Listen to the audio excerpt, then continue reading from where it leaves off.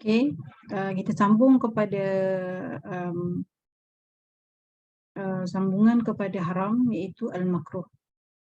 Okey, saya sambung saya share screen.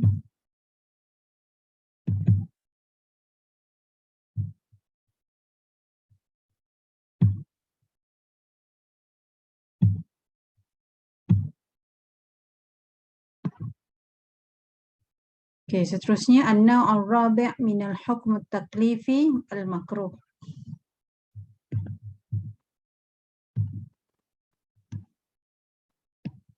Okey, ta'riful makruh huwa ma talaba asy-syari'u min al-mukallaf tarakahu la 'ala wajhi al-hatmi wal ilzam. Hukmul makruh yumdahu tarikuhu wa yuthabu wa la yudhamma fa'iluhu. Dan makruh adalah ma talaba syari'u, iaitu sesuatu yang menjadi tuntutan oleh syarak, iaitu Allah, syari' iaitu Allah Subhanahu wa taala ke atas mukallaf, dan mentarkahu ala wajhil hatmi, iaitu suatu tuntutan yang bersifat kemestian untuk ditinggalkan. Tuntutan yang tidak bersifat suatu kemestian untuk ditinggalkan. Tak sama dengan haram tadi. Haram adalah suatu tuntutan untuk meninggalkan, kan? Satu tuntutan yang mesti ditinggalkan. Kalau makruh ini adalah suatu tuntutan yang tidak bersifat kemestian untuk ditinggalkan. Hukmul makruh adalah yumdahu, kan? Mendapat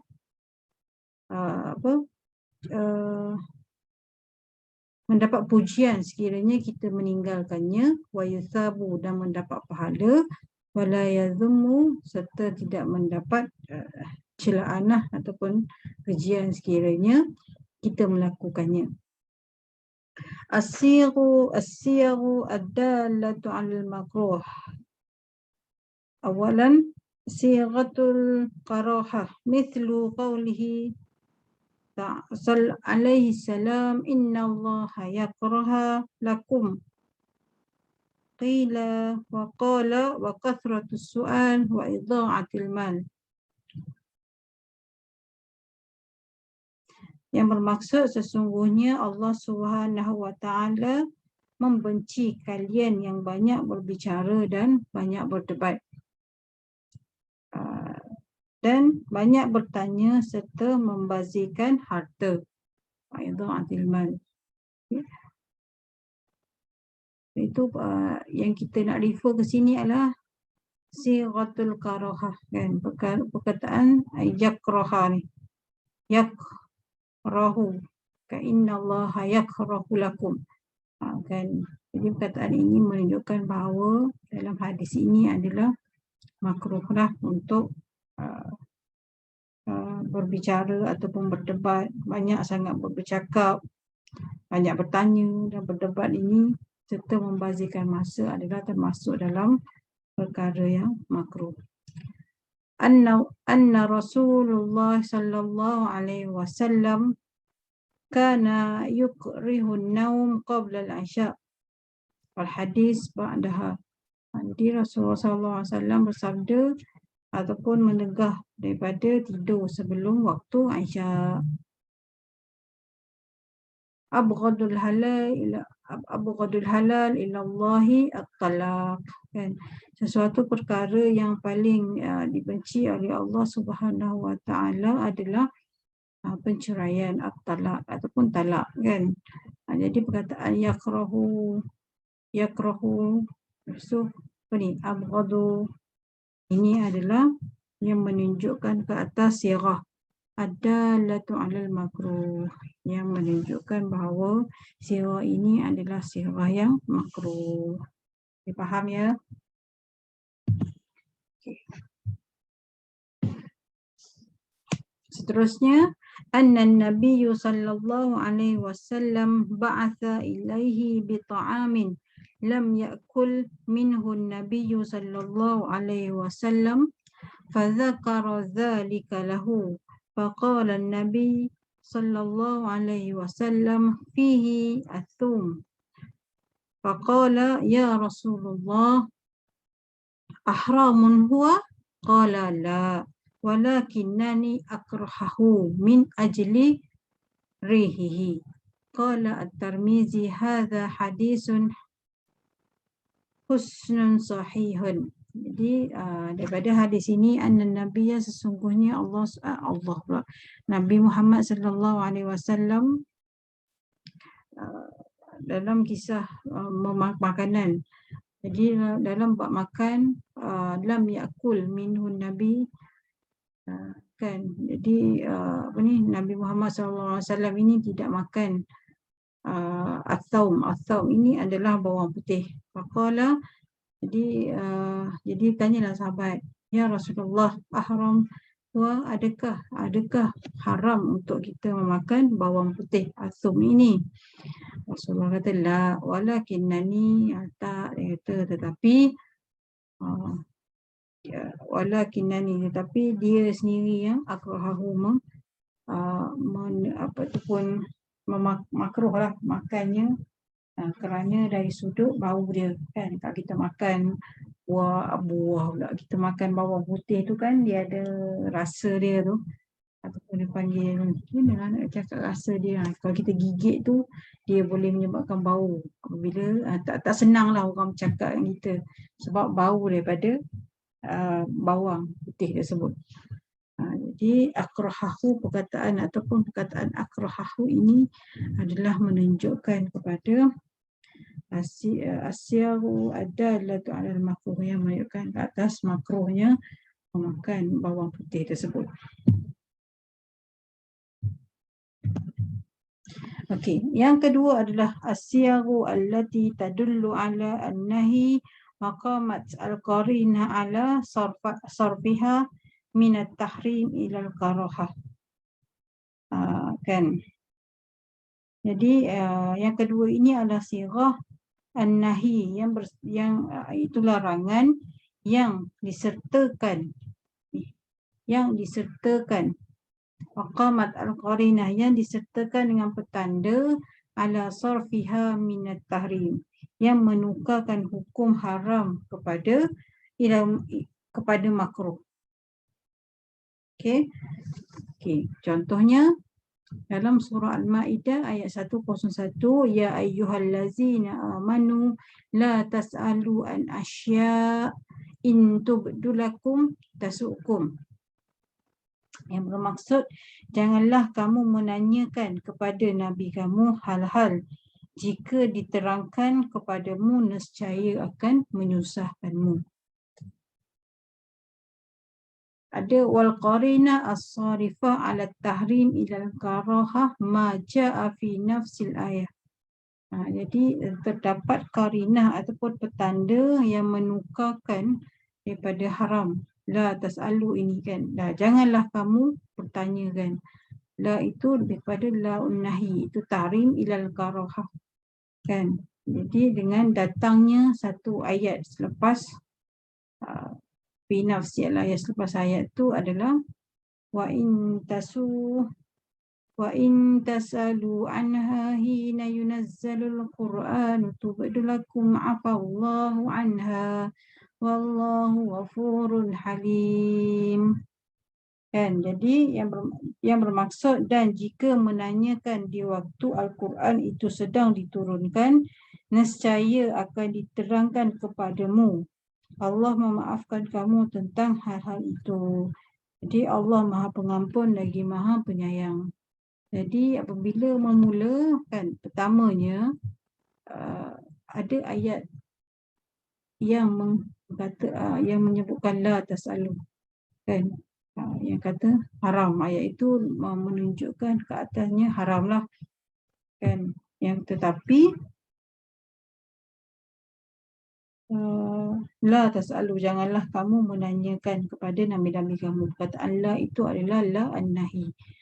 Jadi kemudian datang ayat yang seterusnya yang menafikan, yang menukarkan daripada tahrim itu kepada karahah. Mana ayat dia, iaitu wa in tas'alu anha hina yunazzalul Qur'ana tubdu lakum. Jadi ayat ini telah menjadikan daripada hukum asalnya tahrim kepada al-karahah, pada makruh lah. Okey, faham ke? Saya harap kamu semua faham lah. Nanti kalau tak faham boleh tanya saya secara pada minggu yang ke-5. Okey.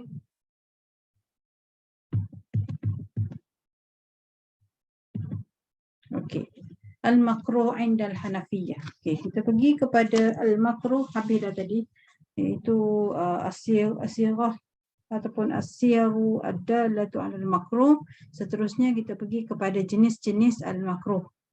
Okey, al-makruh indal Hanafiyah naw'ani. Macam tadi sebelum habis kuliah yang pertama tadi saya sebut tentang Hanafi ini menganggap haram itu hanya dalam dalil qat'i. Okey, yang kedua adalah kalau dalil itu zanni maka ia menjadi makruh, kan? Jadi ni kita masuk apa yang tadi saya sebutkan, kita pergi kepada yang di sinilah. Okey, al-makruh indal Hanafiyah ni pula ada dua. Al-makruh tahriman wal makruh tanzihan. Okey, apa itu al-makruh tahriman dan apa itu makruh tanzihan? Al-awwal al-makruh tahriman wa ma talaba asy-syari'u min al-mukallaf al-kaff anhu hatman bidalil az-zanni la qat'i. Kal khitbatu ala khitbatil ghair wal bai'u ala bai'il ghair faqad thabata kullu minhuma bi khabaril ahad wa huwa dalilul zanni. Jadi al-makruh tahriman ini adalah sesuatu perkara ma talaba syari'u, kan? Sesuatu perkara yang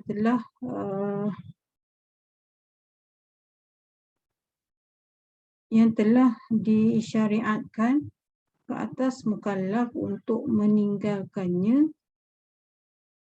anhu hatman, dan secara pasti, secara kemestian, dengan dalil zanni, bukannya qat'i. Macam tadilah saya sebut tadi, al-makruh tahriman, kan? Bukannya makruh tahrim. Jadi makruh tahriman ni kalau dalil itu zanni maka ia menjadi makruh tahriman. Contohnya kal khitbah ala khitbatil ghair, kan? Kita tunangan atas tunangan orang lain. Maksudnya perempuan tu sudah bertunang, maka kita datang lagi untuk meminang wanita tersebut.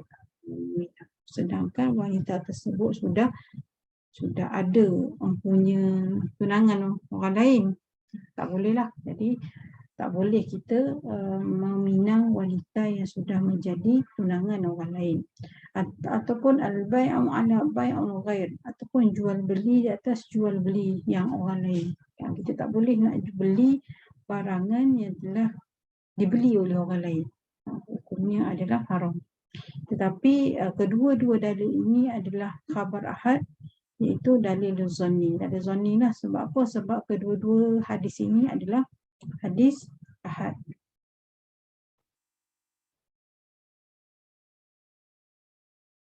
Apa faqala an-nabiyyu wala yabi' ar-rajulu ala bai'i akhihi wala yukhtabu ala khitbati akhihi, kan? Janganlah kamu membeli atas belian saudara kamu, dan janganlah kamu bertunang atas janganlah kamu meminang atas pinangan orang lain. Jadi hadis ini adalah hadis ahad. Jadi kalau mengikut mazhab Hanafi, ia adalah makruh tahriman. Amma al-haram indal Hanafiyah fahuwa ma thabatan nahyu anhu bidalilil qat'i. Mislu hurmat sariqah wal riba wal zina wa syarbul khamri wa lubsil hariri wal dhahabi lil rajuli.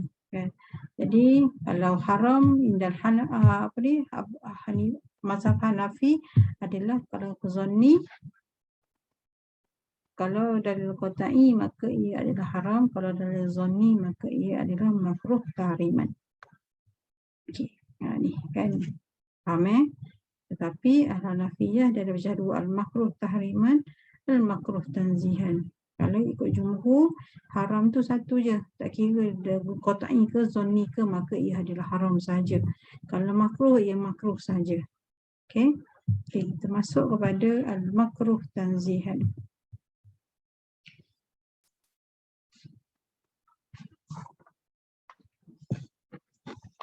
Al-makruh indal al-makruh indal Hanafiyah pula ialah indal Hanafiyah tentang al-makruh tanzihan. Okey, wa huwa ma talaba syari'u al-kaffu anhu talaban ghairi malzumin bil mukallaf. Kan?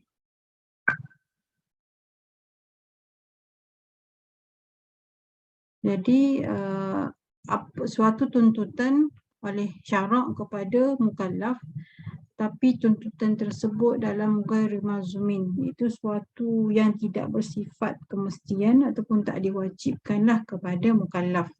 Mithlu akli luhumil khail lil hajah ilaiha fil khurub. Dan contohnya memakan makanan makan al-khail ni adalah kuda kerana kuda perang semasa peperangan, kerana menjadi keperluan untuk kita makan pada masa peperangan tu. Jadi an Khalid ibn Walid annahu sami'a Rasulullah sallallahu alaihi wasallam yaqul la yahillu aklu luhumil khail wal baghal wal hamir. Jadi Khalid bin Walid kata dia pernah mendengar daripada Rasulullah yang mengatakan la yahillu, tak boleh makan, janganlah kau makan makanan daripada kuda perang, wal baghal. Baghal ni apa? Baghal ni adalah campuran daripada, saya tak ingat dah, keldai dengan kuda, tak siap saya, al-baghal, dan juga al-hamir, iaitu keldai. Saya lupa dah al-baghal ni apa, tapi tak siap saya dia adalah campuran kuda dan keldai. Dan haram juga memakan keldai. Sunanun Nasa'i. Okay, wa an Jabir qala at'amana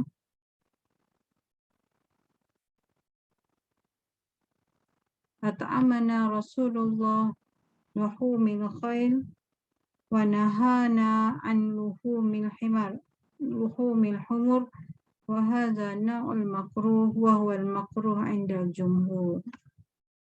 Pada Jabir pula, Jabir kata kami makan bersama dengan Rasulullah daging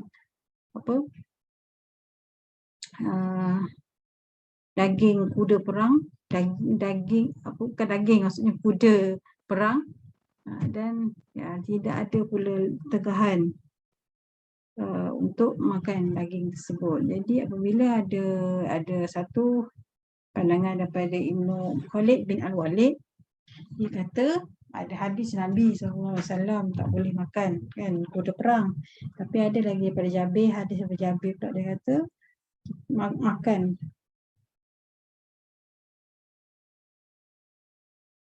Ada pula hadis lain yang mengatakan kami makan daging tu bersama Rasulullah SAW. Tetapi Rasulullah menegah mereka daripada makan daging keldai, bukannya luhumul khail itulah, bukannya daging unta, daging kuda perang. Jadi di sisi mazhab Hanafi, makruh tahriman ini bukanlah makruh, bukanlah yang secara pasti. Itu adalah makruh tanzihan. Sebab tu dia kata definisi dia ghairi mulzimin tu. Ghaira mulzimin lil mukallaf. Berbeza antara tiga tadi. Yang tadi al-makruh, kita pergi lagi. Okey. Al-makruh tahriman ini kan al-kafu anhu hatman bidalil zanni la qat'i. Kan kalau haram di sisi Hanafi adalah bidalil qat'i. Yang ni dia kata ala anhu hatman bidalil zanni. Tetapi untuk makruh tanzihan itu talaban ghairi mulzamin.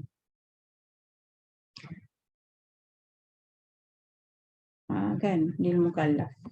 Maksudnya tidak bersifat mesti, tidak diwajibkan untuk pada mukallaf.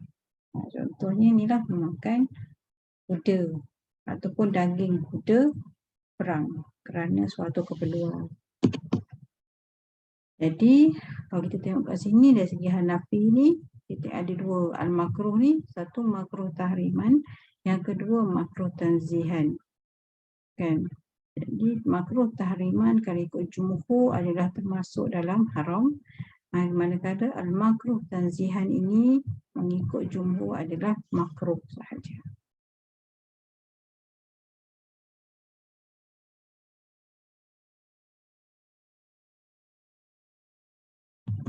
Okay. Oleh kerana itu aqsamul hukm at-taqlifi 'inda al-Hanafiyah ada berapa? Sab'atu aqsam. Kan? وعلى هذا تكون الأقسام الحكم التكليفي عند الحنفية سبعة أقسام. أقسام الحكم التكليفي عند الحنفية pertama الفرض. Kan? Yusawi al-wajib 'inda al-jumhur, sama dengan wajib di sisi jumhur. Yang kedua al-wajib. Yang ketiga al-mandub. Yang keempat al-haram. Yang kelima al-makruh tahriman. Yang keenam al-makruh tanzihan. Yang ketujuh ialah al-mubah. Okey, alhamdulillah. Saya rasa jelas. Saya mengharapkan antum semua jelas tentang apa yang saya jelaskan di sini. Sekiranya ada pertanyaan, sekiranya ada pertanyaan, boleh kumpul dahulu dan kita jumpa pada minggu hadapan secara bersemuka lah. Okay. Assalamualaikum warahmatullahi wabarakatuh.